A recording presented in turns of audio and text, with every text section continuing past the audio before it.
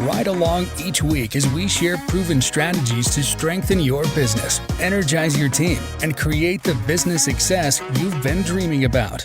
And now, here's your host, Rich Allen. How do you decide which marketing strategies are the right ones for your business? Welcome to the Ultimate Business Tune-Up Podcast, where our one and only goal is to help you tune up your business so you can have the long-lasting success and fulfillment that comes from owning a solid, profitable, and sustainable business. Each week, we dive deep into a single topic related to improving your business, improving your team engagement, or improving the relationship with your customers. You may recall that 3 weeks ago, we discussed the three main components of winning new customers. I geeked out on my bike metaphor that week and went into detail about the three main parts of the front wheel that relate to the three main aspects of winning new customers. Well, this week, I want to spend a bit more time on that front wheel, and I specifically want to spend our time focused on the spokes of the front wheel, your marketing strategies. The question I want us to answer today is, how do you decide which marketing strategies are the right ones for your business? It's not only an interesting question to consider, but the question may in fact decide the success or failure of your business. And given that reality, it's well worth some focused attention today, don't you think? As it turns out, it often seems that situations come up in my day-to-day life that just happen to be related to the podcast topic I'm focusing on. I think this must just be another one of those reticular activation system things. You know, your RAS as it's known. That part of your brain that helps you tune into the things you think about. It's the part of the brain that activates when you set a goal or get a new car or want something really bad. It turns out, when you do those things, you start to see things related to what you're thinking about everywhere. You've probably done this before. I know it happens to me regularly and to those around me as well. I remember when my wife bought a new pearl white Jeep Grand Cherokee, thinking it looked especially pretty, a one-of-a-kind color. Then as soon as she starts driving it, she sees pearl white Jeep Grand Cherokees everywhere. I also recall my son wanting to get an old Mustang for his first car when he turned 16. And as soon as he declared what he had wanted and had his heart set on, old Mustangs began popping up everywhere. Well, that's what happened to me this past week. I was thinking about preparing for this week's podcast over the weekend, and then shortly after, I sat down for lunch with my family. The conversation somehow turned to a discussion about social media platforms and which was better, YouTube or TikTok. And since my son and daughter are more experts in the area of social media than me, and they both had very different opinions on which was better, I found myself being a spectator to a debate about whether a business or an influencer should use YouTube or TikTok to grow their business or fan base. All the while I was thinking, this is the very problem that most business owners have today when it comes to deciding which marketing strategies they should use to promote and grow their business. Business owners like you and me are faced with these kinds of decisions all the time. Should you do a blog or do a podcast? Should you do SEO or focus on pay-per-click advertising? Should you join a networking group or join the local chamber? Should you do a direct mail campaign or is cold calling better? Does advertising in a neighborhood newsletter work better than sponsoring a local youth baseball team? Should I hire a salesperson or buy leads from an industry group? Is it better to join the Rotary or join a local meetup group? Should I post on Facebook or on LinkedIn? Should I build an Instagram following, a TikTok following, or a YouTube following? My bet is, as I went through the list of either this or that, you immediately had an opinion on which is better, didn't you? I know I have my own thoughts on each of these, just as you do. But our question today is, which marketing strategies are the right ones for your business? And to answer this question, you've got to start asking a few other questions. Specifically, you've got to ask some bigger questions. Questions like, where will you find your ideal customer in large numbers? And will you find your ideal customer using this specific marketing strategy? And is this specific marketing strategy consistent with your overall business mission, values, and messaging? You see, answering these questions will help you find better answers to the either-or questions that I mentioned above.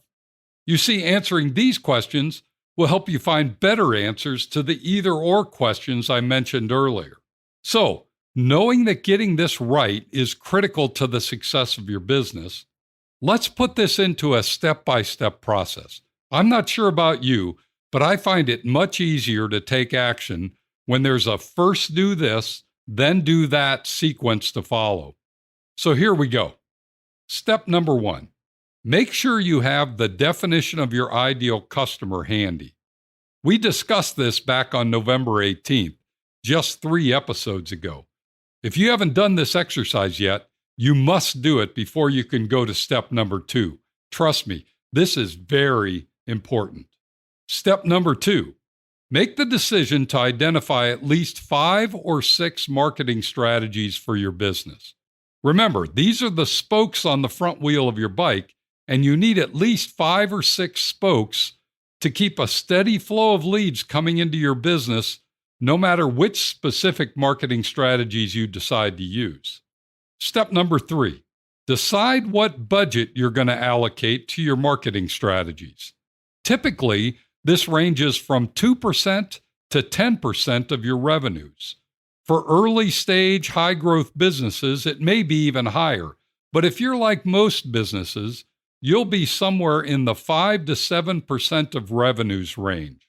What this means is that if you plan to do $1 million in revenue next year, you should plan to spend $50,000 to $70,000 in marketing your business.